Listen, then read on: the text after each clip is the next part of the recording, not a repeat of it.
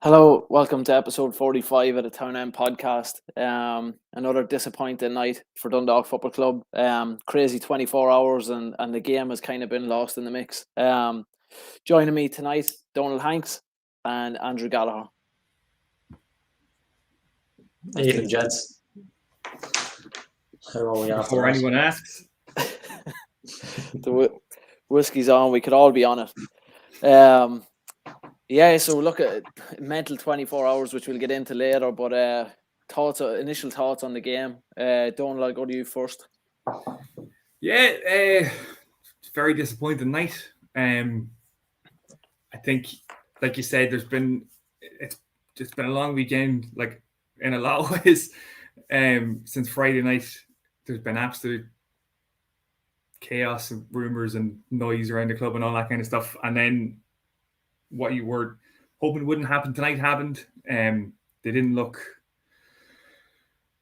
sharp. Didn't look like it looked like they could be playing until tomorrow and not score. Just a bad night. A lack of intensity as well. You're worried about the post cup exit come down and everything, and it looked like that was in place tonight. So just a pretty disappointing night all around. Yeah, Gally.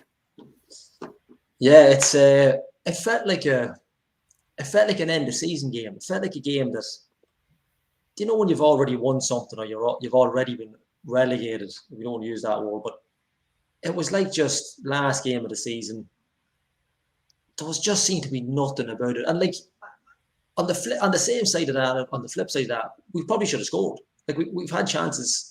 Lee's missed 2 headers, but it just seemed to be. It was like they'd already kind of accepted, right? Look, so we'll take our luck at the playoff, and we'll see what happened. And it just seemed to be. It was just slow motion. And Pat's will probably be coming off the pitch like going, like, how do we even we weren't even that good to play. We got our goal. They gave your man, I think it was King, you gave him acres of space when he cut in. But it just seemed to be, look, we'll go there, we'll take it on the chin, and we're looking at the fixtures there coming up. You've got 3 games at home. You're really banking on the home fans now to drag this team probably to a playoff, because if anybody hasn't looked at the table, don't look at it, because we're now level on points at Waterford, who were one of the worst teams in the league when Bersham took over, and now we're all level on 39 points. I think that's a frightening indictment of what's happened over the last couple of weeks. We've got 3 games of the 4 at home, and you're really banking on the Oriel crowd now to kind of drag this team from nothing, because there's a gap. I know we have, we've got Drogheda ahead of us, but they're 4 points ahead of us. So worst case scenario, we have to beat them. That's a minimum. It's just, and going by that tonight, I think I don't fancy us to beat anybody, because Pats weren't even that good tonight. I mean, they were bang average. There just seemed to be nothing about us. It just seemed to be, like I say, I can't describe it any better. It just seemed to be an end of season game. When things are showing up, European places are showing up, everything's done, and you're just going out to finish the 90 minutes of the last game of the season. That's what it felt like tonight. It was just, I don't want to say the players have down tools, but it just looked like there's no fight in them. I know we said that before, we're blue in the face saying it, but I just can't get over how bored I was in that game. It really was, and we've had some stinkers this season, but that's right.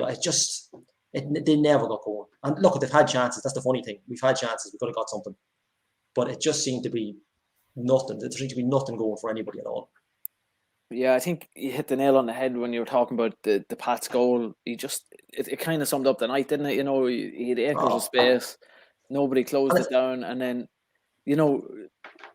did Cherry think it was going wide? I don't know, that kind of way, but it's a great strike. You take nothing away from the strike, but I mean, he's cut in there and he's had 20 yards to run right across our box, and nobody's come out to him. And the midfielders have probably been slow in getting back, but. You take nothing away from the strike, but you've given him acres of space. But it just seemed to be, we've said worse this season, but I just thought they just never got going. They just never. It was like, look, we'll take a playoff, and we'll take our chance in the playoffs. That's what it felt like. And it's sad to see. And you've got players like Andy Boyle have, good games, but there's not really, like Duffy's ran his probably his socks off, but there's nothing coming from. There's nothing there.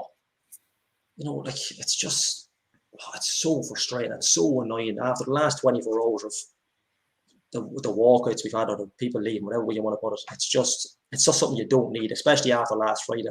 It's as if they've said, right, look, we've nothing to play for. We're ready to Cup. Europe's not coming. So we'll just like a trader match. It looks like they never skipped a beat. It was just like they didn't put a sweat on. That's to me. That's what it looked like. No, I'm not saying that's what it was, but on the screen tonight, that's what it looked like to me. Yeah, and I think obviously you were saying Pats didn't look great tonight either, and No. I think it's worth noting we made obviously 3 changes. David Millen coming in, Daniel Kelly and Rivas Jurkovskis coming back in at right back, and Dummigan moving to the centre. But Pats made 6 changes from Friday night. Yeah, they started with 6 different players. Auckland was still out as well. He was suspended for the game, and he didn't even start the other night. So really 7 first team players didn't play tonight for Pats. And Donald, would you agree with Gally's assessment there that it was very much a training ground match, or how pedestrian Dundalk looked? Yeah, I think you don't have to agree, Donald. You don't have to. Yeah, this is a great time to start arguing, isn't it? No, I mean, just the thing about the game being in slow motion. They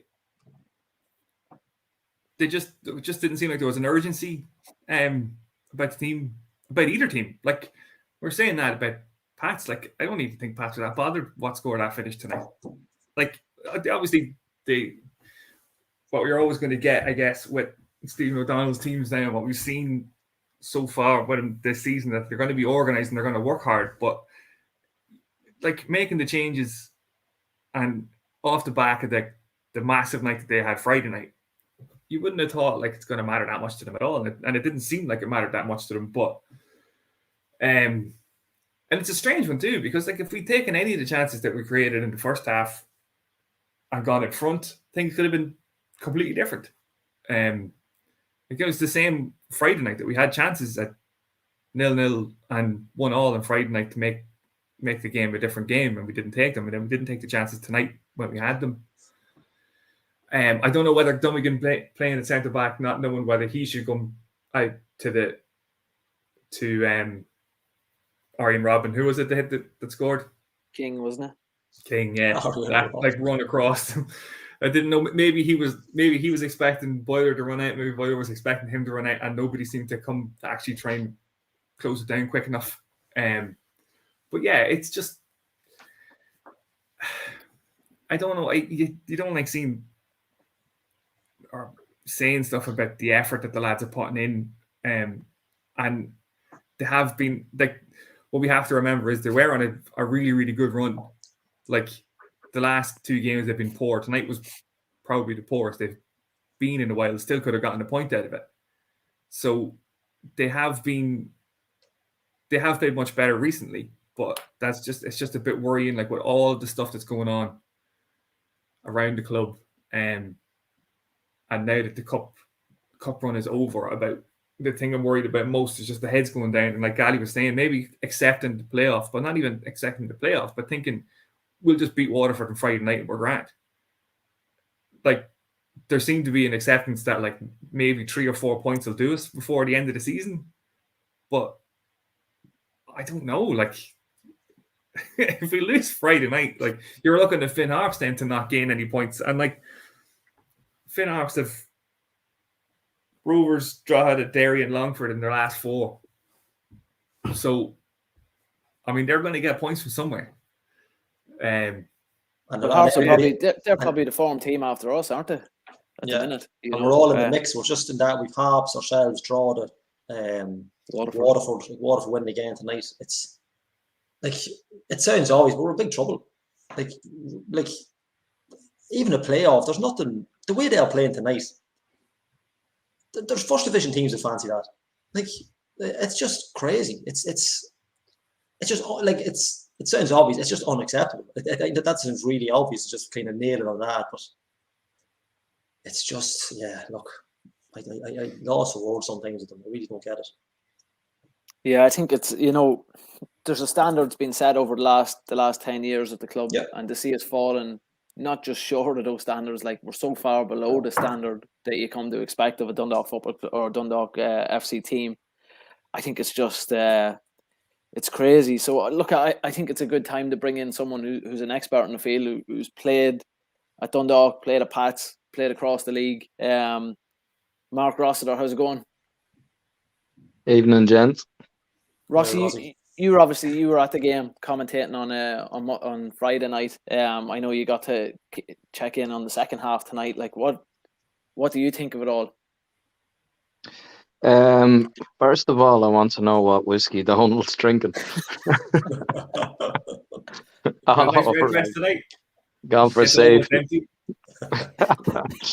Do you know what it was? The game the other night was probably the best I've seen them play collectively for long periods of the game, and the game could have went either way.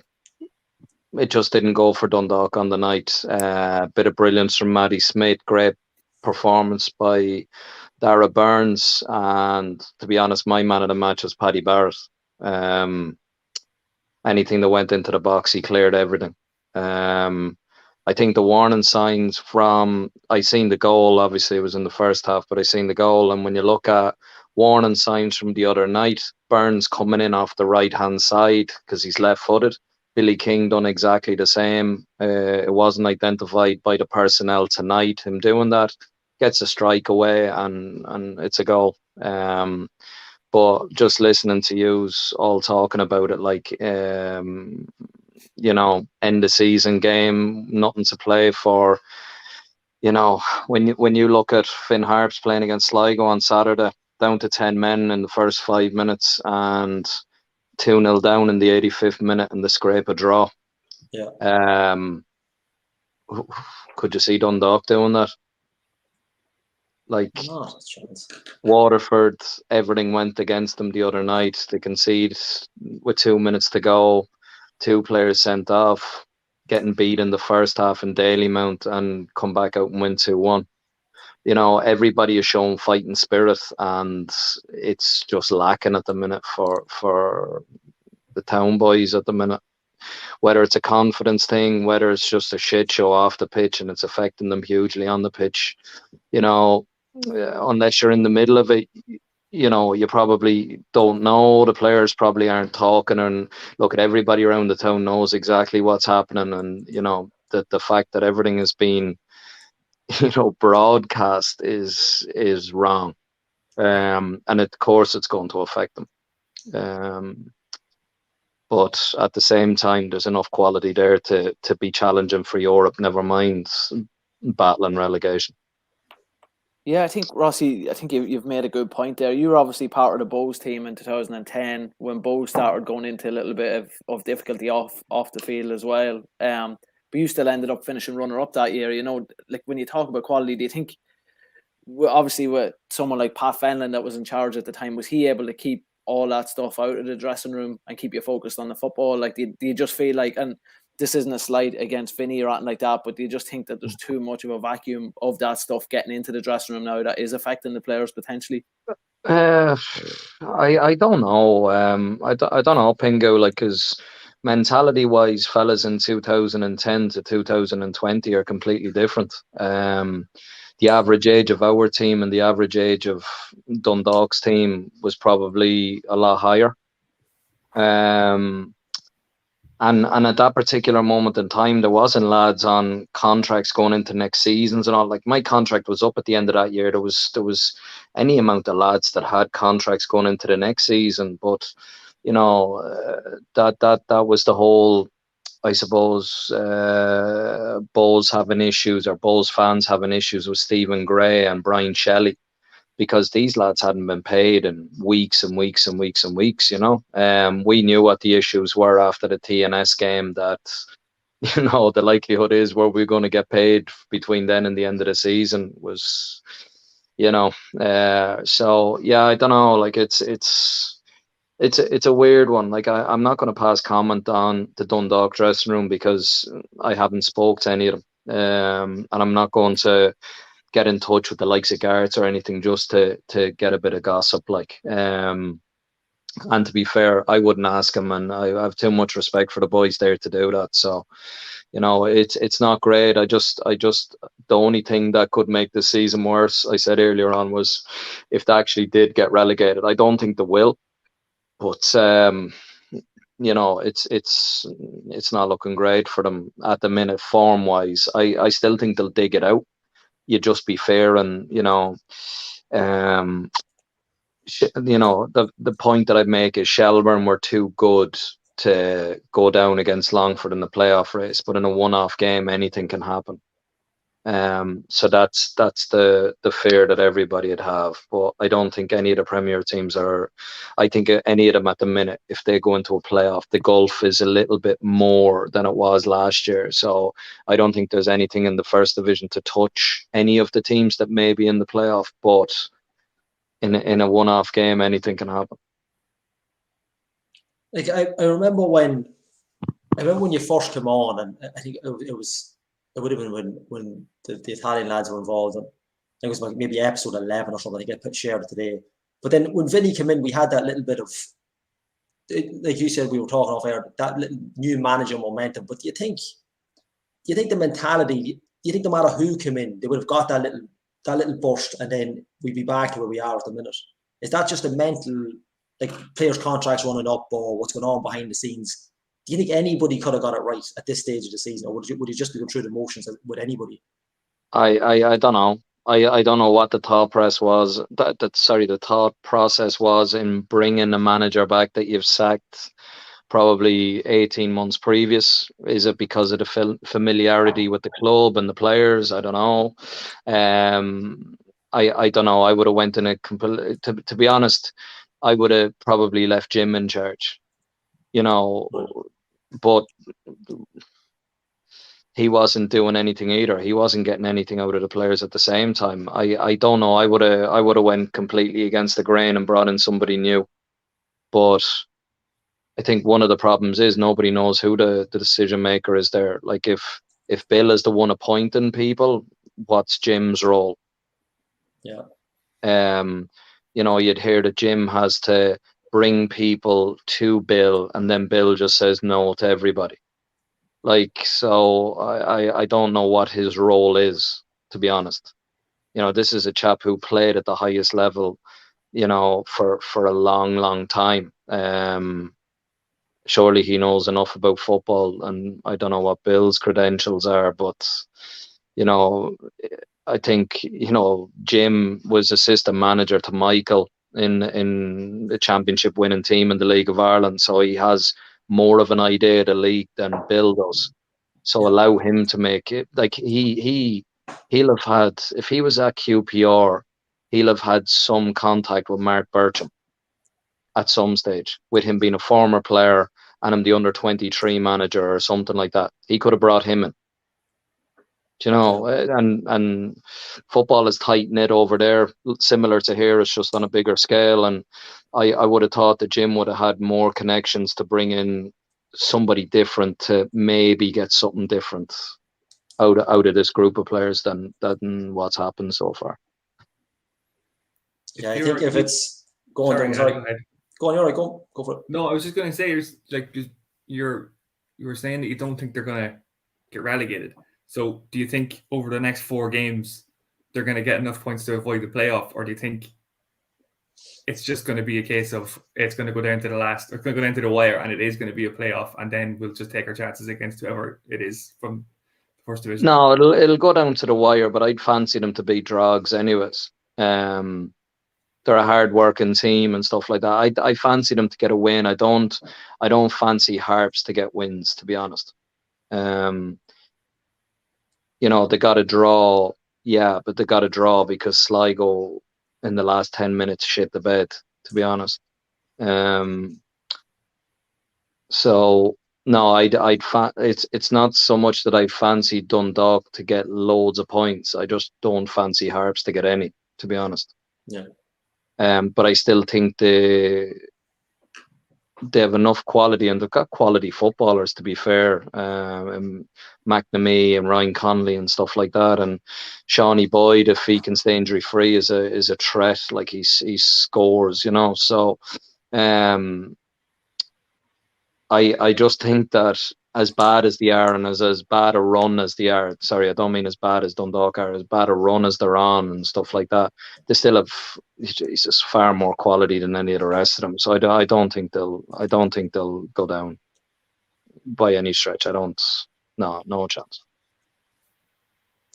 Like I know you're saying 2010 is a different era and players are different now, but like, not to try and get you to kind of put yourself in that position, but if you're a captain there, so if you're in there in that dressing room now, maybe not tonight, maybe a training Monday, whatever it is there anything you can say to them, or is it just is it a case of, lads, look, we have to keep plodding along here, or like, do you get them by the scruff of the neck? What like, I'd be interested to know, just from a former captain's point of view, how do you deal with a situation like that?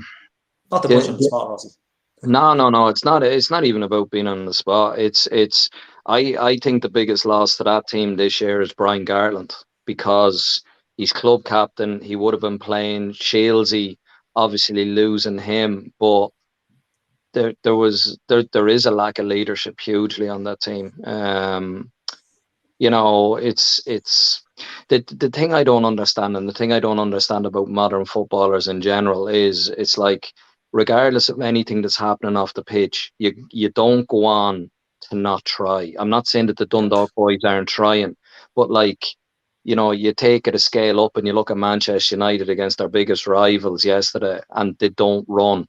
I don't understand that. I can't for the life of me understand it, because like, regardless of how bad a day I was having or how bad life was, you went out and you emptied the tank, plain and simple. And you don't go out there, and it's not acceptable to lose, like, or if you're winning a game, it's not acceptable to concede and draw a game that you should have won. It's fucking heartbreaking, like. Yeah. So that doesn't resonate with me at all. And you know, tonight's performance, maybe they're a little bit down. Like Davy McMillan, for example, isn't fit. He's been injured, you know, and he's like, if you give him chances, he'll score goals. But it's creating chances for a fella who's been out for a long period of time. It's not easy. You know, losing, I know you're going back in time here, but losing goals from midfield, from Richie, it's hard to replace. Like, yeah, it's probably just a hugely transitional period, but they just need to, I suppose, make the best of a bad situation. And look, if you can get, I mean, if you have somebody behind the club like Connolly, and stuff like that, who's a fan, who sees it as a, you know, not as a toy to play with. Yeah. You know, that's what you want. Yes, it has to be sustainable and stuff like that, but it doesn't make sense that you spend a fortune on a pitch and then you don't have the equipment to upkeep it, like. But yeah, I think that's been one of the things coming out on Twitter over the week. It's just the pitch has kind of been, I think Pingo's been looked at once a week at the minute, is it?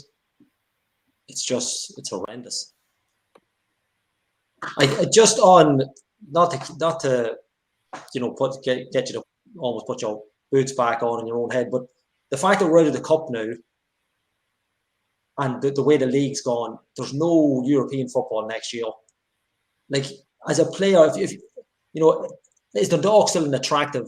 Obviously, we think it is, but is it still an attractive option for a team, you know, with the run that we've had this season, the potential for Vinny not to be there next year, new manager, and no European football? Are you going back to basics of, you know, just young talent from the first division or lower, you know, so-called lower teams? Is that the option now going forward, or do you think they can still attract, you know, a top-class League of Ireland talent? Absolutely, they can attract any and everyone. Like, outside of Shamrock Rovers, they're the biggest team in the country, in the Premier. Regardless, like, yeah, Pats will be attractive because they're in Europe and they're a team on the up. But at the end of the day, if you speak to European delegates around Europe, will they've ever heard of? They'll have heard of Dundalk. Will they've heard of any of the rest? You know, yeah, they've spent money stupidly on a lot of things, but it's still a very attractive club to go to. And for all the players that are there and that are out of contract, I think Andy is one of the only players that's in contract. You know, you're playing for your career, not necessarily at Dundalk, but potentially at Dundalk. But you know, at the same time, it's like if somebody has an interest in you and see that you go out with a whimper for, and I'm not saying for, because this hasn't been for, you know, just 1 or 2 games. This is a bad season, but you know, if you can be like, to me, Cameron Dummigan is player of the season for Dundalk. Consistently, to me, he's been deadly. He's been very good. And being very good, I mean, like, has he been any better than an 8 out of 10 consistently? Yeah, on certain things. Has he ever been less than a 7 out of 10? No, but he's, to me, if he's on a free at the end of the year, if I was Shamrock Rovers, I'd take him.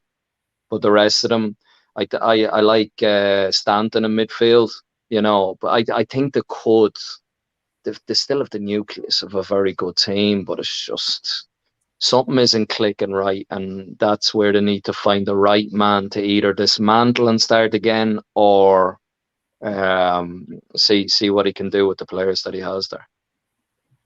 And do you think a League of Ireland manager would be? Do you think that's a requirement, or is it just someone to come in and, like you said in the snippet we threw up earlier on from the last time, someone who can do what Stephen Kenny done and just galvanise the squad? Do you know, like, it wouldn't have been a bad, like, when Giovagnoli went, like, Pat Fenlon wouldn't have been a bad shout to go in there, but you know, they've made the point that and him being one of the first people that got the pro license, they're chaps that make the argument that, you know, they're not even, I suppose, in the running for a job anymore.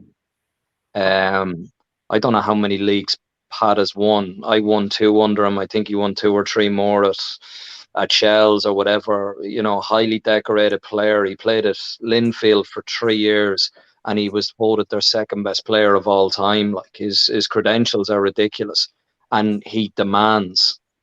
And it's plain and simple. If you don't buy into what he's doing, fuck off. Plain and simple.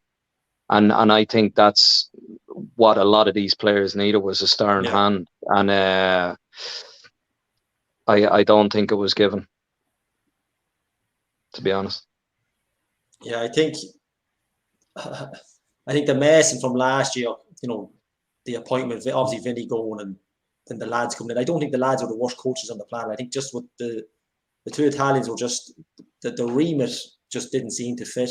You know, with Jim coming in and the 2 lads, it was just at the start of the year, like, if you believe it or not, our first podcast was very positive, but it's just gone slowly downhill since then. And you know, it's like you say, someone to come in.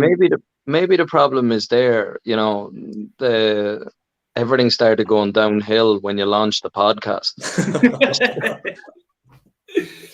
The problem it's yeah, I know what you're saying. Like, look at on paper, nothing makes sense. The 2 lads coming over from, I'm not saying soccer camps, but you've seen all the shouts about it, coming over from where they did in the US. You know, Jim is coming in, and it makes, when there's so many people involved, nobody's accountable for all the shit that's going on. They can all point the finger at everybody else. Who made the signings? Like, who brought in all these players? Is it just Bill is doing it for the crack?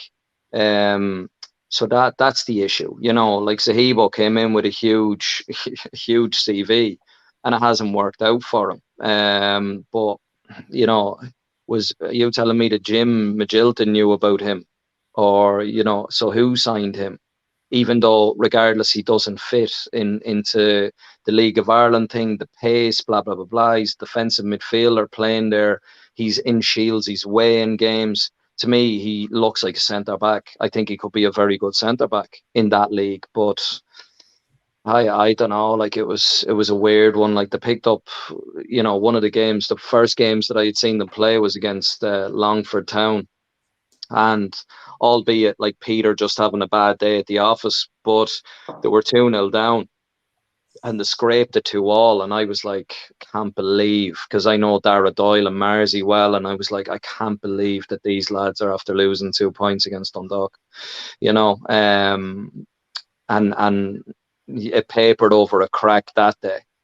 Yeah. And it's just continued on. Like you're there thinking that something will happen. It just never did. Just ran out of games. Like, but I still don't think that. I can't. No, I can't see them going down. No chance. You're definitely the most optimistic person we've had on the podcast in the last couple of weeks when we're talking about relegation. But just you mentioned Longford, it was funny. We had Marzi on halfway through the season. It's a good while ago now, and he was livid that they dropped points against the Dundalk that night. Like you say, he was just like, he was absolutely fuming. And I think they've done the same against Rovers twice. And like you say, they just ran out of games. And I think we've benefited from Longford having that, just that bad run. I think everybody else, I know Waterford have come on, but it's Longford really that have kept us where we are, I suppose. I know we've picked up more points than them, but Dave's had such a shocker, I suppose, that we've probably just benefited from it in the long term, haven't we? Yeah. And not only that, I don't think anybody would have assumed that Bertram would have done what he did with Waterford coming. Their form is ridiculous. I'm sure since the second half of the season, they're probably in the top 2 for form, 2 or 3. And look, they were unlucky in the cup, but they rectified that tonight. And would you rather go to the cup final or go to a playoff and to stay in the league? For him, he'll want to stay in the league and look to build on it for next year. And I suppose if he's looking at the form guide the way he is, he's there going, there's no reason why they won't challenge for Europe next year, if he keeps the squad together and that kind of stuff. But look, from Dundalk's point of view at this stage, look, 2 games ago, if they had to get the right result against Bowes and they conceded the penalty in the last minute, but you're looking at there with Sligo dropping points and Derry losing against Strada yesterday, like a win or 2, and all of a sudden they're in the European position. Like it's mad how close it is. And like I was there going after the game the other night with Adrian. I was there going, like, if they win on Monday tonight, depending on results, like they could easily be back. They could easily put a run together. The last couple of games of the season, if they strung a couple of games, a couple of wins together, there's no reason why, especially if Pats win the cup, that they still don't clinch a European spot. But after tonight, I think that's dead in the water hugely. It's the first bit of negativity that they're not going to qualify for Europe. Well, I was told I was too positive, so I need to dull it down a bit,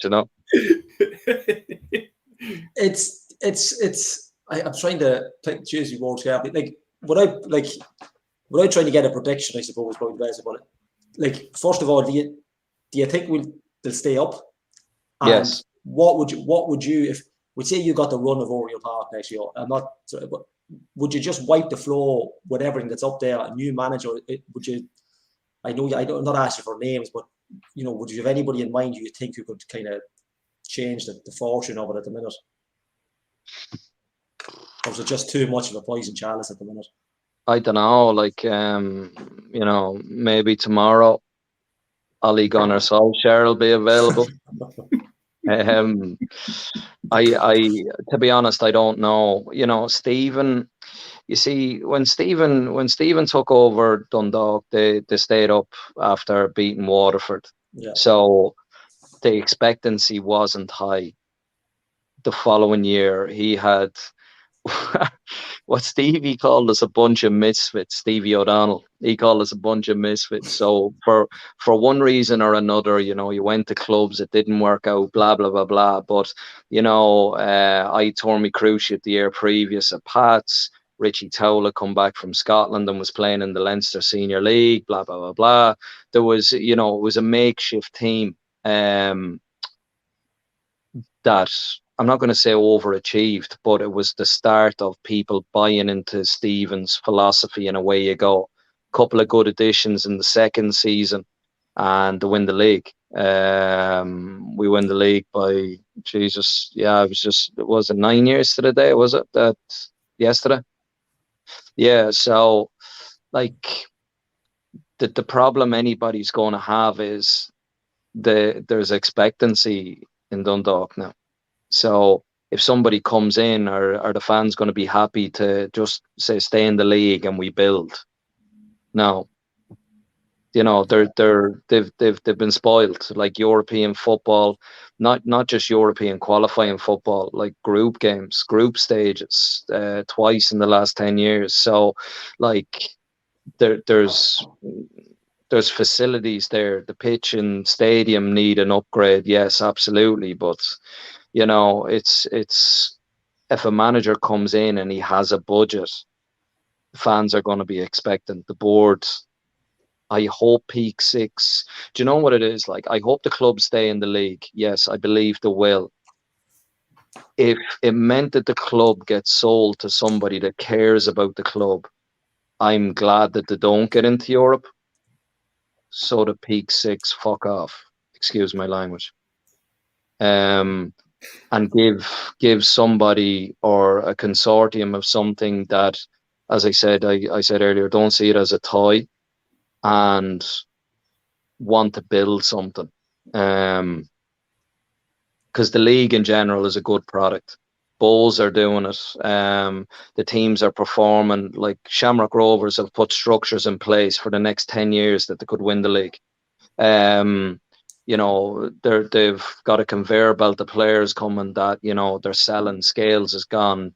Gavin Bazunu gone, you know, and like, between the two of them, they made $1 million. You know, like, they look like they could be on a good wave. Pats, like, you look at the youth international teams, they've any amount of players in the under 17s. You know, Stevie has thrown on players. They're young lads, not a bother. If they've got potential and they're showing that they're competent, he'll use them. Same with Bowles. Ross Tierney away to Motherwell, and there'll probably be some young lad to come in. You know, Dawson Devoy, all these lads. So, like, why with Dundalk, with the embarrassment of riches they've had, not got the same structures in place?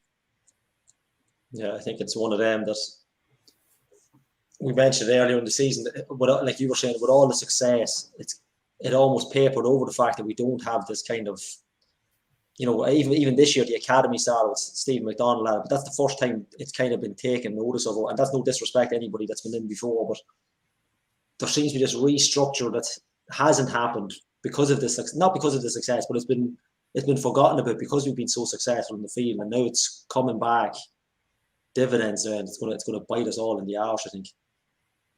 Has to be. Like, Val Edicum is gone. I don't know what transfer fee or whatever was gone, but you know, that's one young lad that's gone. But like, it should be a case, if I was 19 years of age and I'd been in England for 2 or 3 years, there's only one team I want to sign for, and it's Bowes. That's it. Yeah. Best brand of football. All young players. If you perform, you'll get a chance to play. Plain and simple. And with the structures that were in place in 2014, 15, blah, blah, blah, blah, any young player that has an idea of what way football should be played, then they will all want to sign for Dundalk. And how many young lads have come through the ranks and made it to the first team in Dundalk? I'm not saying for a sustainable period. I know Georgie Poynton would be one, and you know, Chippy McDonald, but Chippy's, I think, in Australia. But like, you know, there's very, very few that came in and were there for any length of time. Okay. And that's not a good ratio to have. Like, when Shamrock Rovers, who are the top team at the minute and have an embarrassment of players in their squad, and they're still bringing young lads in here and there, that'd be one of the one of the only negatives I'd have with Dundalk in the last 10 years, albeit this season not panned out the way that we wanted. But I don't think from a structural point of view that has benefited the town in any shape or form. Yeah, just a last. So I don't know if the boys jump a question, but just the last from me. If the last 24 hours, I don't know if you follow on Twitter, the medical staff, just to get your view just before you go. How does it function? How does the club function with over the last, when you got 24 hours of 3 people leaving? What does that say to the players? How do the players go to a game tonight and be mentally prepared for a game when that's all going on behind the scenes? I don't know. I genuinely don't know. I know it was the strength and conditioning coach, the doctor, and who was the third fellow? I don't. 2 doctors. It was one of the physios, wasn't it? Delta and Physio, one of the physios. That happening, like when you look at that has carried on off the pitch, and that has carried on to the pitch tonight. Yeah. There you go. Like it's I'm not saying that they're jumping ship or the club have got rid of them or what, but I think that says it all, because if there was any kind of a team structure within that team, whether or not they wanted to leave or not, they would have seen out the season and left at the end of the season. So I think that speaks volumes, and I'm not saying that it was a stance with the staff to do so, to walk, to make it public and make it look so bad, because the players don't have that option to do it. So the staff can, I don't know. I genuinely don't know. I'll be interested to see in the papers to see what the comments are. I'm sure Vinny will be asked about it tonight. So I'll have a listen tomorrow and see if there's any mention about it. But it doesn't look great. Like, it looks awful. It looks awful. Especially the night before a game, it just made absolutely. Then again, look at the whole season's made no sense. But staff to walk, if right, some of them were there for a couple of years, some of them were there when Vinny was there the last time. But I mean, for them to walk out and there's still 4 weeks, 5 weeks to go in the league, it shows it for the shit show it is. Yeah. Rossi, look, we said when we got you on, this is the third time you've been on. I promise we'll get you on after 3 points. We'll definitely try and get you on after 3. It seems to be a running theme with us, unfortunately. But that's just the season that's in it. I know, I'll see us next week after the draw again. 3 points. We'll keep you in mind. We'll straight after. 100%. When you send me that message going, do you want to come on after the win? I'm going to say no. Rossi, look. As I said, I don't look at it. It's been bad for everybody connected, but I still don't think that the only thing is that they'll go down and they won't go down. So that's the only thing that can get worse, and they won't go down. So keep the faith, lads. I think that's all we have to do is keep the faith, isn't it? Correct. You've been in worse positions. Pleasure. In worse positions than this, and still came out of it. So that's it. And Pingu's been highly involved in the last one as well, so he knows better than most. But look, Rossi, 100%. Thank you very much for coming on. Mind yourselves, fellas. Have a good evening. Enjoy the whiskey. Ciao, Jim. Brilliant. Well, thanks a million to Mark Rossiter for coming on. Insightful as always, and he cuts to the bone, doesn't he? He doesn't hang about with his opinions, which is great. But yeah, I think, Gally, obviously you alluded to there towards the end about probably the biggest news that's come out over the last 24 hours is the news, obviously, of the 3 medical staff leaving over the last 24 hours. Graham Norton put up a tweet about it, and you just have to look underneath the comments from players that are currently in the squad to see that all isn't well. If you read between the lines of that, I suppose. Look, over the last few weeks, a lot of fingers have been pointed directly at Peak 6, which I think is true, and I think it's definitely warranted.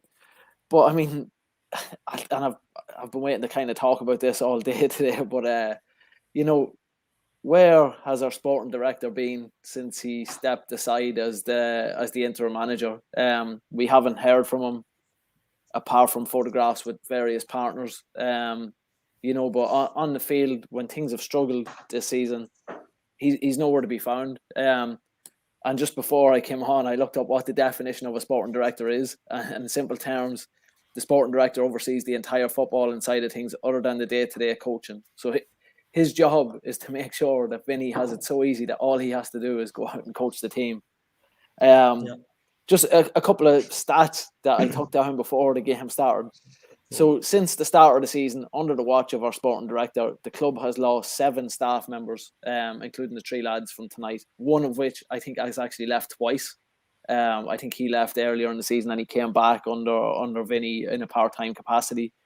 8 players have left the club either on loan or on permanent moves throughout the season. One which I think the love we have for this player kind of just let it slide. But one of them, which in my view, and I think I might have said it at the time or maybe a couple of weeks after he left, is unacceptable. Like your club captain, you let your club captain leave halfway through a season when things aren't going right, which to me is just unacceptable. Because look, we all understand the reasons why Chris Shields left, for like on a personal level, that he left, you know, to be closer to his family or anything like that there. But he engaged in a professional contract with the football club, and our sporting director wasn't able to stand up and say, well, you can leave, yeah, no problem, but it's at the end of the season. You're contracted with us and we need you. You know, that was a decision that wasn't made in the best interest of Dundalk Football Club. That was made, I don't even know. I don't know what decision, but we hired someone to make sure that decisions like that don't happen. You know what I mean? Like, 2 players have been announced to go to rivals of ours that make them stronger next year. They're still with us for now, but 2 players have literally been allowed sign with other clubs. There's rumours that Pat Hubin is either Pats or Sligo bound at the end of the season. Again, it's all rumours, but you know, we look at all that, and then you look at even the pitch. You know, the standard of the pitch, the deterioration of the pitch. Every time you watch a match in Oriel Park, or I'm watching it in LOI TV, Donald, you'd know a little bit more, having gone to a few games now, but every time you watch it on telly, it just looks worse and worse, and it seems to be playing worse and worse. When 5-6 years ago, when Brian Carey used to go on RTE commentary and say how much of an advantage we have, I actually think we're at a disadvantage because we're on it so much, you know. But all these questions, I think it's valid to ask now. Where is Jim Magilton? You know, where is our sporting director, and why can't he come out and answer some of these concerns? You know, there's stuff going on with the sale of the club that the owners aren't coming out and saying. But where is our sporting director? You know, why are these things like happen? 15 members of first team staff and players are no longer at the club from who started at the start of the season. And I haven't even got into the fact that we only had a 2-week preseason. You know, it's madness. You know, when you look at that stuff, it's madness. And I think to an extent, he's got away a little bit scot-free, hasn't he? You know, like there's no question that's been asked of him over the last month or so.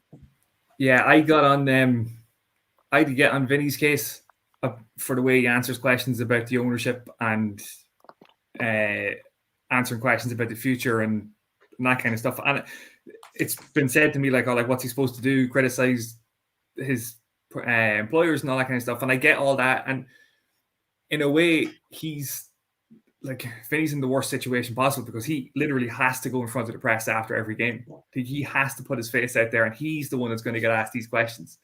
Now, there's still some things that when he's talking about it, I still have an issue with, but I'm completely aware that, say, 99% of the issues aren't of his making. Like, there's decisions being made above him, or not decisions not being made above him, that are putting him in a really, really awkward situation. And like the way the club's been run this season, it does seem a bit like it's being stripped for parts, but like the parts aren't being sold. The parts are just being given away. Like if it's like a kid's jumble sale where like if someone's just walking past and be like, oh yeah, I want Patrick McElhinney. Oh yeah, go on, take him. And then someone has to be like, maybe hold on to the end of the season and not just give him away immediately. The fact that like after Chris Shields left, there were conversations of whether we would get to keep Patrick McElhinney to the end of the season also proves just how insane this situation is. But you do like the pitch thing, like the John Mountney was commentating on the game today, and I'm pretty sure the pitch caused them the season. Like, it's dangerous. It's not just that like the ball doesn't roll straight or you can't you can't rely on the ball to bounce whatever direction. It's actually like it's proper dangerous. It's hurting people. Well, that's the thing. We've had players that have got injured from between Friday and Friday. There have been players that have gotten injured in training this season. I think there was 1 week where there was 3 players got injured during the week, in training sessions. And I know from speaking to people up at Oriel Park that there is players like have said, it's something as simple as the ball is not passing straight, or there's an odd bounce. So it's that's only one facet of it, but like the fact, as you say, that we're being stripped for parts. The 8 players leaving in a season, albeit at different various levels of performance. That's to me is just on it. Like, when has that ever happened?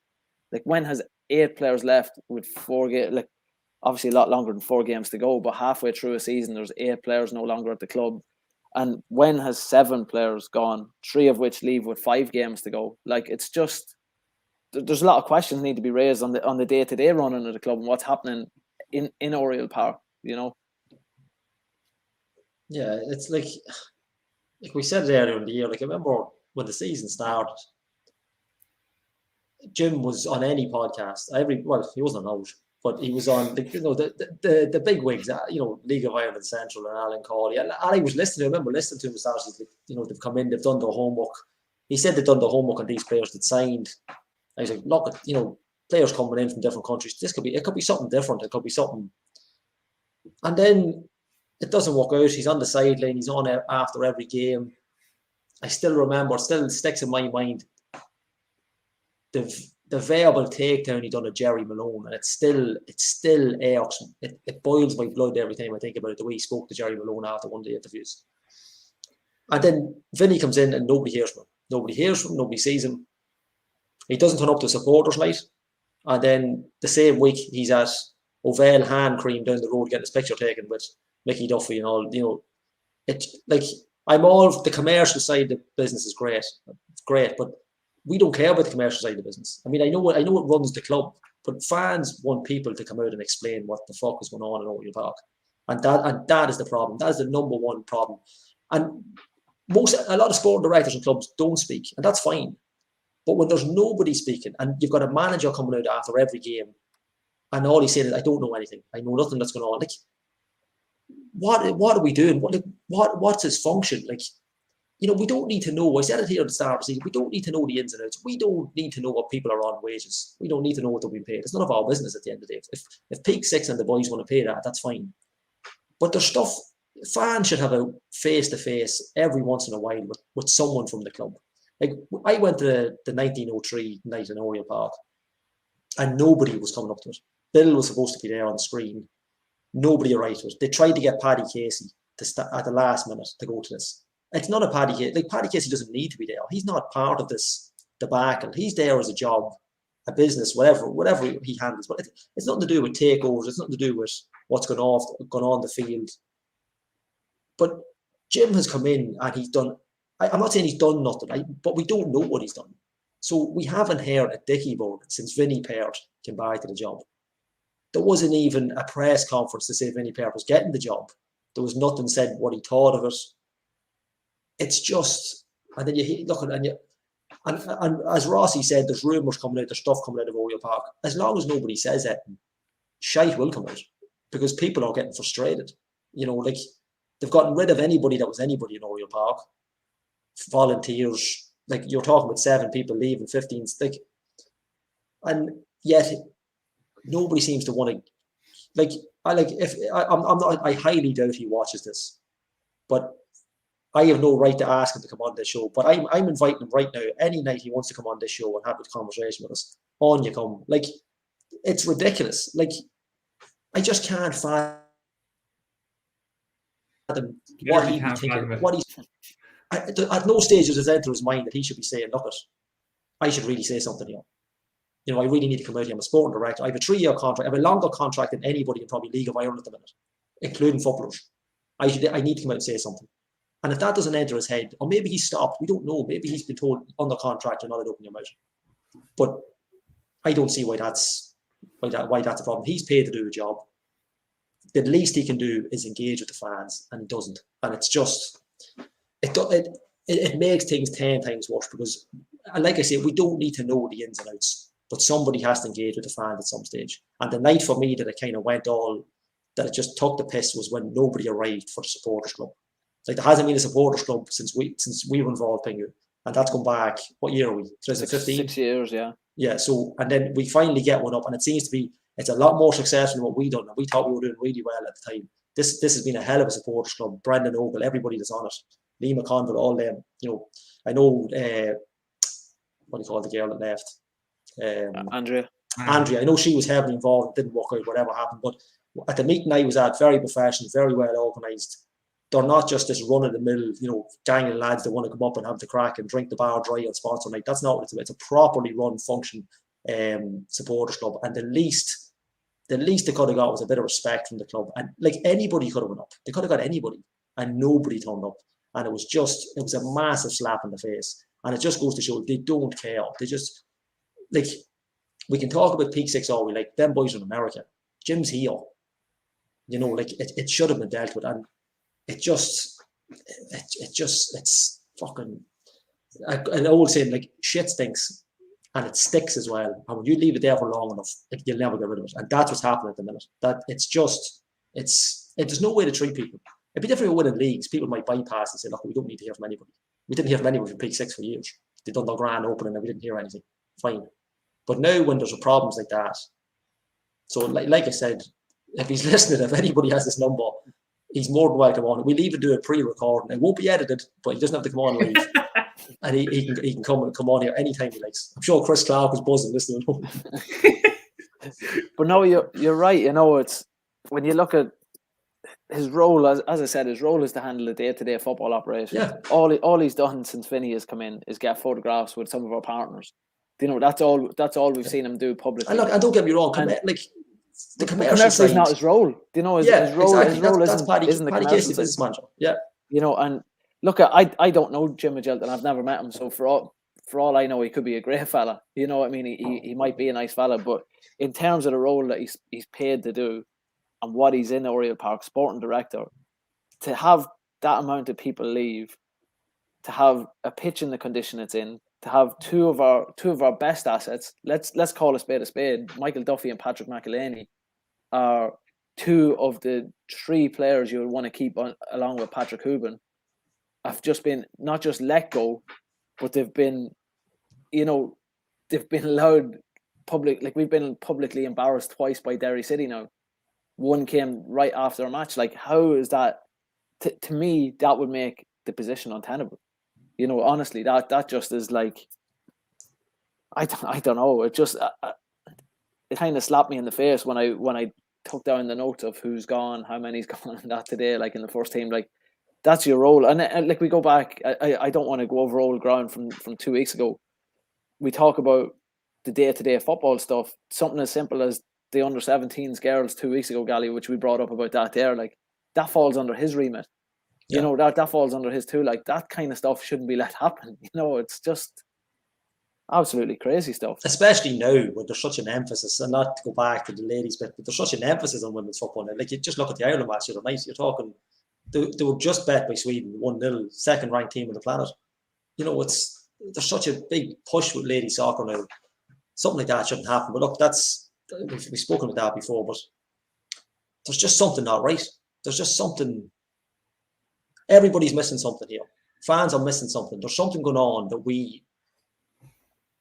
you hear rumours of stuff, but there's something fundamentally wrong with what's going on inside the workings of Oriel Park at the minute. And maybe that's why we're not hearing from them. I don't know what that is. I have an idea. It's not for us to say, but there's something not right, and he needs to come out and have a chat.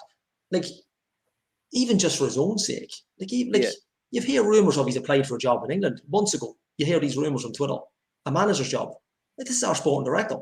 Like, you know, he was at a Legends match in Oxford, playing in a Legends match, Oxford United match, and then the fans were talking about maybe he should take over, you know, get a legend in as our new manager because they haven't got one. Like, what? He can turn up to that, but he can't come and deal with the people paying his wages. Like, I just don't get it. I just don't get it. And look, and maybe it's a contract thing. Maybe he's not allowed to speak. We don't know. Look, we don't know the workings of the Wonka factory that's up there at the minute. But it's just, it's embarrassing. Like, it is embarrassing. Like, I'm getting annoyed here. I'm sweating here, getting that frustrated with it. But it's completely embarrassing. Like, we're a laughing stock. And like other clubs will, you know, some fans might revel in this, but this is not good for League of Ireland in general. Like, it's just this. He's at the first. They probably set the blueprint for everybody because it's probably the first big sporting director that the League of Ireland have had. Not many clubs have gone down this road before. I know Pat Fenn has done director of football at Linfield and things, but this is the first crack we've had, and most clubs have had, and they've got it badly wrong. Like they couldn't have got it more wrong. Like, it was easier not to have anybody. Like, what kind of wage could be paid to players on gyms? If you believe all the talking around it, what could be done with, you know, the pitch or facilities? I think, yeah, a 3-year contract. Like, I just, for doing nothing at the minute, from what I can see, he's done nothing. Because the commercial end of it is Paddy Casey, and Paddy Casey been flying. So I don't get it. I just don't understand it. Donald, I think you were trying to get in with the bottom line there, were you? I'm gonna play smack that on him. No, I think the biggest problem that they've had, and like Ali said, like, it has been since things have started to take a turn for the worse, obviously. So like now we're starting to look around and see what's going on, and we're starting to like ask questions of things that we didn't ask a couple of years ago and all that kind of stuff. But the communication thing is the biggest issue, because we're saying this like Jim's job is X, Y, and Z, and we don't know whether that's what he's actually been told to do. We don't know whether that's, if his remit has grown. We don't know whether it's shrunk. We don't know anything. And when you're not going to get a football club responding to every rumor that comes out.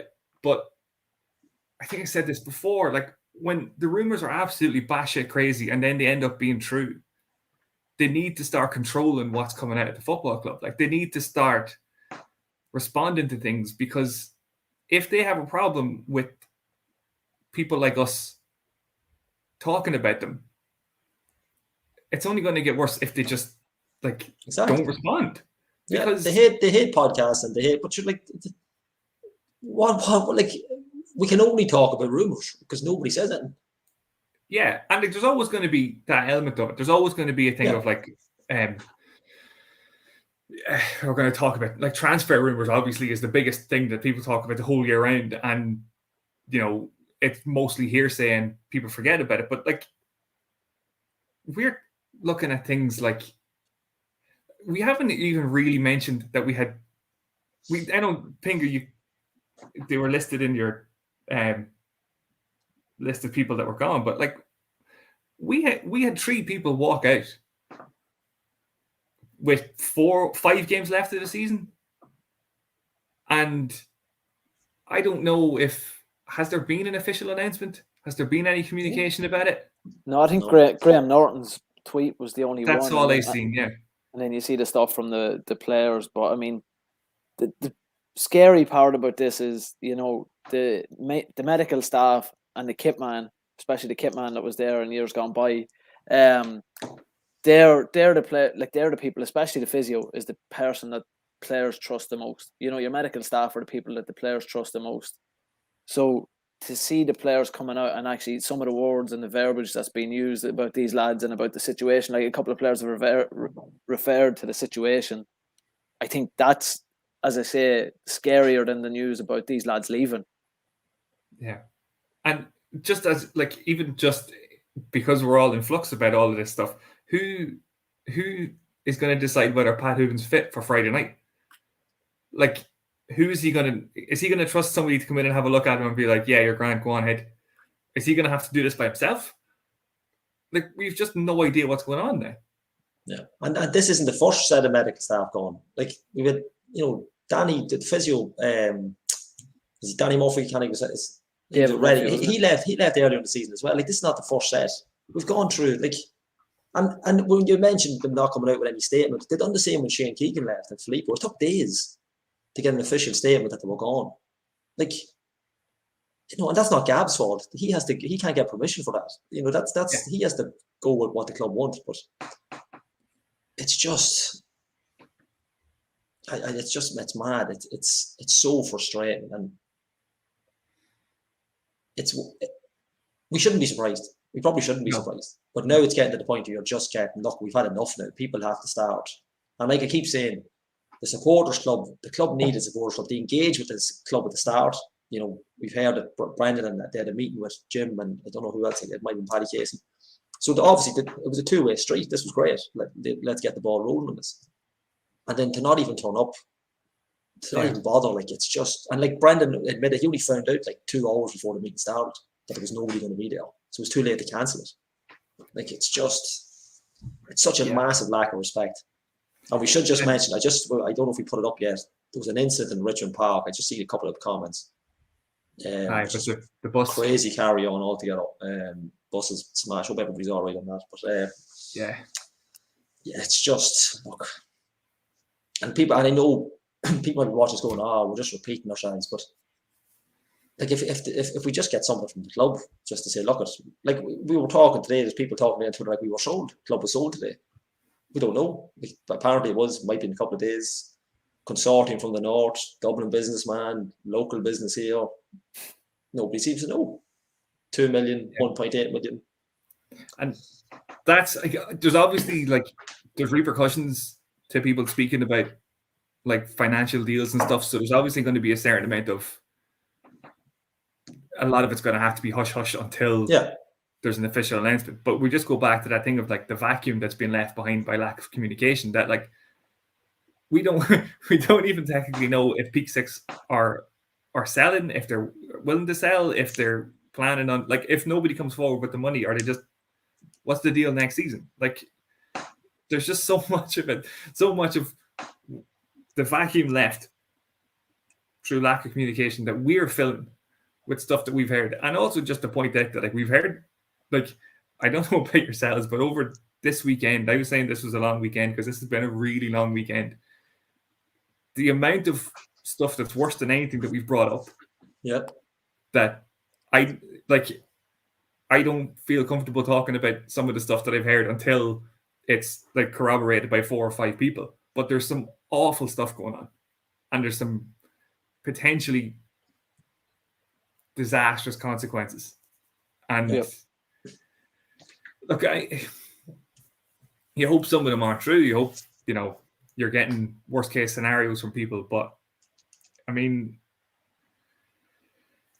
look, I know it is the case of repeating ourselves, but like, we have to, because what's happened in the last couple, I mean, it's amazing. Like, as soon as the whistle went on Friday night, people started turning their attention to what's going on behind the scenes. Like, as soon as all hope was lost on the pitch, automatically everybody just turns back to what's causing all this. And like, if we beat Waterford next week, we'll have a look at the table, we'll see where we are, but we're going to be coming back to this again. Longford the week after, Drogheda the week after. Like, this just isn't going away now. Yeah, because the thing is now, Don, we're not high enough. We're not high enough in the league that we can avoid talking about it. Whereas years gone by, we were told might have been fighting for Europe and might have papered over that for a little while. But now we don't have that, and that's what's worse, because we don't have that kind of luxury of saying, look, let's just leave that to the side at the end of the season, because you can't. It's just it's, I don't know. I hate repeat. Like, you can't help but repeat yourself, because it's just like the three medical staff going out the last day. Like, and it's not, that wasn't obviously something planned. That's obviously something that's happened, because I seen Graham Norton the other day out jogging around town. So it's obviously not something that was planned. Like, you don't plan to leave a job to leave players in the lurch 5 games to go the night before a game. Like that, you don't plan that. There's something's obviously gone wrong there. Something's come to a head. And nobody, like, I don't know.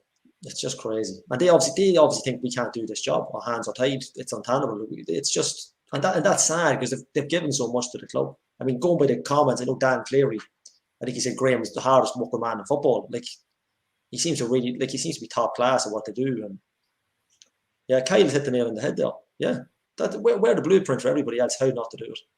Yeah, that's literally it. It goes from a podcast earlier in the season where Jim said we put a team together to compete for the league to here we are now in the end of October. 5 games to go, and we're looking at a playoff. It's like, and look at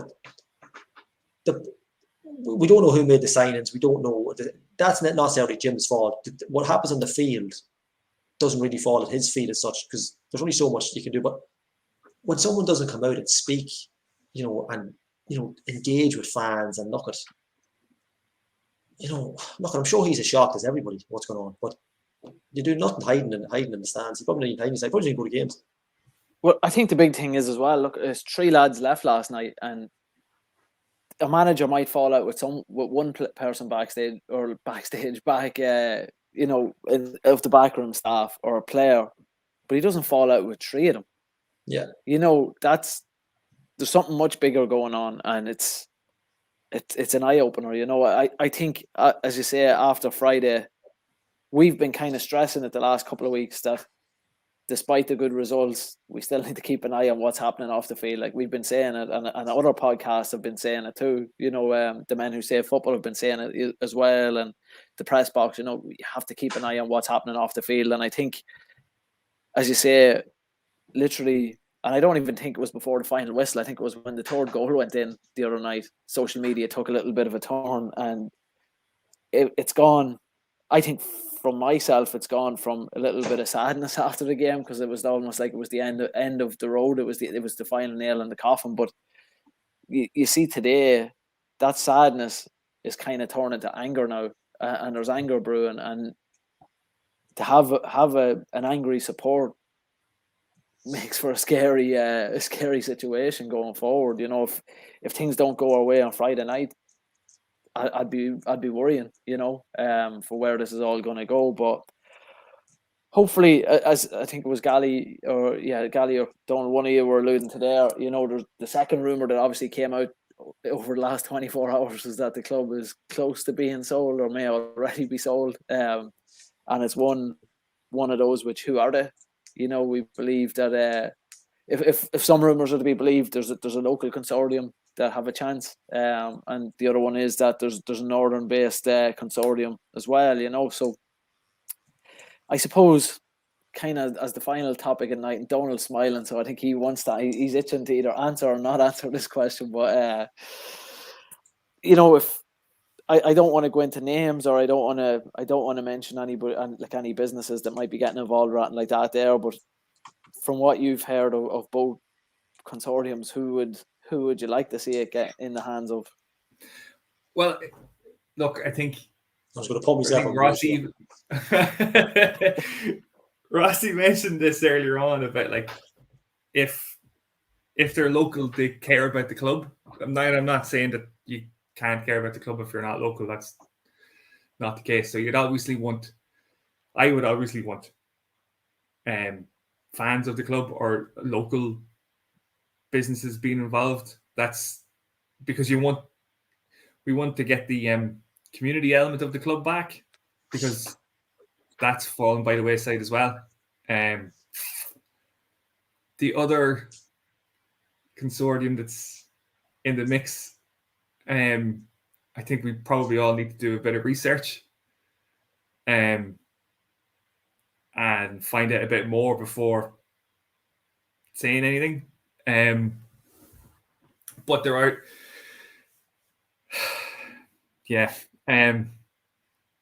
I think this is going to come up again at some point, and it will probably be the last podcast I'll ever be on when it does come back up again. So look, this is the thing with the rumors is like I don't want to say anything about the possible new owners or anything until they are the new owners. Fair enough. And then go to fuck it down on them. But still, we'll wait and see. We'll wait and see.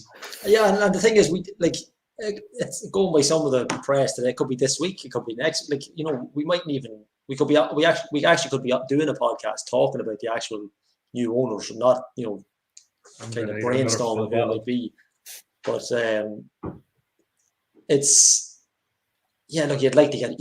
It's not even fans of the club. You want to get football people in. You want to get someone with the best interest at heart. And I'm not saying Peak Six didn't when they took it over, but you know, when it's not a coincidence we're here now. The takeover so close when Europe went last Friday night.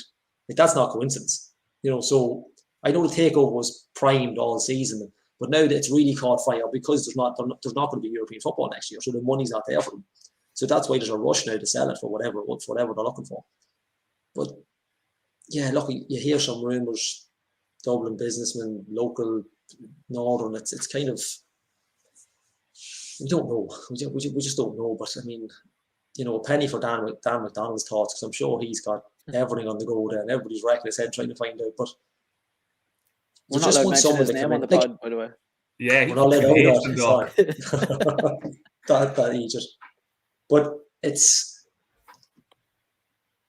yeah, look, we just have to see. Like Donald says, it is one of them things. Like, you just have to see it, wait and see what happens. I mean, the only thing said about a new takeover is you would like to think, I'm trying to choose your words very carefully, you'd like to think they can't be as bad as what's about to go before them. But then you hear certain things like we've heard, and you're thinking, Jesus, you know, maybe someone should ring Bill and say, Bill, wouldn't give us another 12 months, would you? You know, it's look at. But I don't think anybody's making that call. No, I think it's very drastic. But we look at. We'll see. It seems to be, it caught fire very quick in the last 24 hours. So maybe there's something coming down very, very soon. But I'd be very shocked if we're not talking with a new owner on a podcast before the end of the season. So that gives us 3 weeks. So I definitely think we'll have someone by then. Yeah. No, I think you both make good points. I think, you know, again, I'll not get into the specifics of who these two potential consortiums are, but I think getting people to have a grow for the club, you know, to have a love for the club. And I kind of disagree with you to an extent, Gally, where you said that Peak Six were in it for the right reasons at the start. I don't think Peak Six, the business, was ever in it for the love of Dundalk Football Club. I think people involved in that consortium, you know, your Mike Tracy's, Michael Hughes's, people like that there developed a love for the club very quickly. And then I think a lot has gone wrong when these people have left. You know, I think they were able to just do enough. And I think when these individuals were no longer involved, I think that kind of disappeared. But yeah, I think, you know, any consortium that takes over, we said it on the podcast on Friday about potentially, you know, having a supporter on the board of directors, but from a representative from the supporters club, I mean, but you need to have some people that know Dundalk FC, know the League of Ireland, and as you say, are in it for the love of the club. They're not in it for their own gain, which is what I fear could potentially happen with some people who are interested in taking over the club, that there's a potentially another ulterior motive there. Because anybody with a brain cell, you would say, if I'm taking over a League of Ireland club, I'm not taking over to make any money, because what's the chances you're going to make anything out of it? You know, you're not. If someone is taking over Dundalk FC with a view to making money out of Dundalk FC, that's when I'm going to start worrying. Being completely honest, you know. So look, that's all we can say to avoid that libelous. So we'll probably leave it there. Whet the appetite for everybody, and then just wait. Yeah, but yeah, look, it leaves for off the field an interesting few weeks as well as on the field, doesn't it? Waiting to see what happens, and if things are to be believed, we might find white smoke on the ownership, as you say, over the next week or so potentially. So hopefully we might have to do another live podcast just at the drop of a hat. Yeah, and then we haven't even mentioned the rumours of Vinny Peart going to Shelbourne. We haven't mentioned any of that because we just, there's been that much going on in the last 24 hours, but that seemed to come out tonight as well. But yeah, look. Vinny's was there's nothing in it for today. Okay. Fair enough. I mean, look, I would say, and Donald, you said earlier on, obviously, we've been criticised on the podcast because we haven't kind of bowed down at the altar of Vinny this season. But I think, given what we've heard over the last 24 hours, I do feel a little bit sorry for him, and I feel like he's been a little bit hamstrung in the job. And, from what we've heard, he probably deserves a crack at it next year, but a crack at actually doing the job, So that's my 2 cents on it, to surprise a few people. And I'm not drinking whiskey, but yeah, I would hate for Vinny to leave the club in the circumstances now, given how difficult of a job he has on his hands behind the scenes. Yeah, I think we talked about that a couple of weeks ago because we were talking about whether you would give him a contract for next season, and I think we said like the ball's probably out of our court at this stage. Like, he's had that much stuff going on. Like, why would he sign up for another season of it? Like, regardless of ownership changes, irrespective of ownership changes, obviously some could completely change down the line. But the way things are at the minute, like, if you're him, why not put your hat in the ring for the Shell's job, But look, he came back in the first place, so it's between him and Damien Duff going by Twitter tonight. So interesting to see. Well, not interesting for us, just interesting to see if he goes. But look, it's one of them. You can't like, I know people hammer him, but like I said before, at the time, who else we want to get in? The best man for the job probably at the time. I'm not saying he's going to get a fucking 3-year contract or anything, but he probably won't. If new owners change, there's a good chance we're looking at a whole new setup next year. And look, maybe that's what's needed. We don't know, but it all hinges on the new ownership, I suppose. That secret ownership that we are so desperate to talk about, but we'll see. Yeah, we'll have to get the official town end lawyer partner before we do that episode. Solicitors, we'll get them on first. But yeah, no, look, we'll move on kind of away from that stuff, because the more I talk about it, I was excited to talk about it earlier, but I'm getting more and more depressed the more we talk about it. So move on to something either more exciting or more depressing. We play obviously on Friday night against Waterford. Must-win game. What predictions are we going with, Donald? Look, they need a result, because if they don't get a result, like we're looking at Finn Harp's results, like they are going to be the ones that'll have to drop points. So I think they can obviously get a win. They've played well enough in games over the last month or so to lead you to think that they can get a win. They played well they almost beat Waterford in Waterford already, while Waterford been on this great run. So I don't think I haven't picked against Dundalk all season, so I'm not going to start with Friday night. I'm going to go 6-1. No, 2-1. 6-1. You stole my scoreline, Donald. Look at they're all with, like, I remember saying in August that the next couple of games, I think we had like Bows and Rovers and Finn Harps in September. They were massive games, but going by even tonight, the cup game last week, and then Waterford winning tonight the way they have, Finn Harps winning last week. Was it last night? Friday night? Saturday night? Couple of Saturday night. It can't be anything but a win. That's, they have to go for it. They have to just, like, you'd like to think at home, Waterford, but 6 months ago it's only Waterford, but now it's a different Waterford. It's like, them boys are going to be up for that game like never before. Like, when you look at the table, we're on 32, they're on 31, we're both on 39 points. And you draw the head of us on 31, 43. Finn Harps on 31, 38 points. Like, it's so tight. Like, considering we didn't think we'd actually drop this far, or maybe we probably didn't think Waterford would pick up so many points. Like Rosie was saying, the run they're on, they're in the top 2 or 3 in the country, just on form. It's frightening. So it's probably couldn't be playing a worse team in the league at the minute. But I think I'm going to go, because you said 2-1, I'm going to stick my neck out and just see Frank Carroll's there as well. I'm going to go with 3-1. I'm going to join Frank on that one. Frank hasn't actually confirmed if that's to Dundalk or not. Well, he's got 3. He's got 3 first. 3 at home. Yeah. Okay. All right. I'm going to go 2-0. 2-0 Dundalk. I'm going to say my main man, Pat, is going to score 2. Will he be fit? Does anybody know what injury? Does anybody know what the injury he had tonight? I think it's hard to put across. I don't know. I'd say it's probably yeah.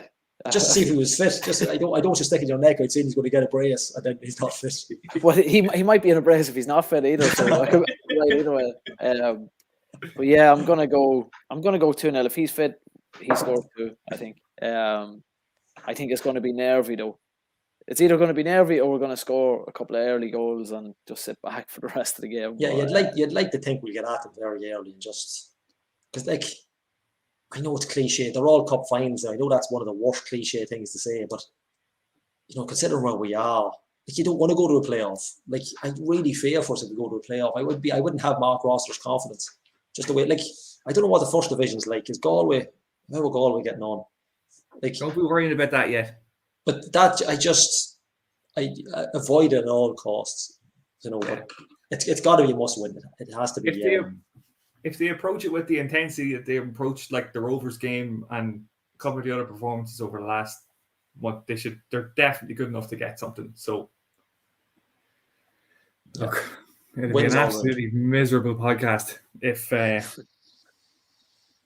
all are, really, aren't they? But we haven't missed a podcast yet. So we haven't actually missed the game yet, and we don't want to start with a miserable Waterford one. We don't want to start that crack. But yeah, all wins all right. Look at positive, like Rosie said. Look, you've got to stay positive. Yeah. Well, we'll wrap it up there for tonight, will we? Yeah. Truly. All right, we'll hit the 1, 2, 3. We get ourselves in more trouble. Yeah, we'll hit the pin on it. So thanks very much everybody for watching in. Hopefully we're a little bit more positive and a little bit chirpier on Friday. Thanks a million, Donal. Thanks, Gally. Thanks for Mark Rossiter for coming on. And Donal, I'll let you close her off tonight. Oh, I'm not prepared for this at all. All right, Gally, we'll let you close. Go on. I use the wrestling. Use of all the wrestling quotes, boys. Stick one in now. I got nothing. I was thinking if the game had been on Halloween, we could have had a bit of Halloween havoc, but it's not, so we don't. And that's just where we're going. We call it Monday Madness. So now we're rolling into November, which is Survivor Series month. So hopefully, there we go. Who will be the sole survivor?